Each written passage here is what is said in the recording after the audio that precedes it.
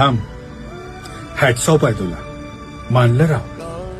कुणाला सुद्धा वाटलं नव्हतं की तू या सिच्युएशन मधनं बाहेर पडशील. तुला माहितीये तू कसे दिवस काढलेस, किती त्रास सहन केलायस, किती फसवला गेलास, ते पण जवळच्याच लोकांकडनं.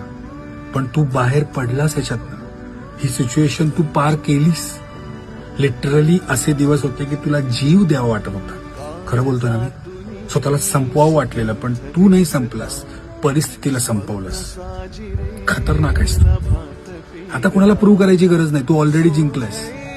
आता जिंकतच राहायचंय पुढे सगळं. तुला कळलंय ना, तू एकटा पुरेसा आहेस. बस आहे.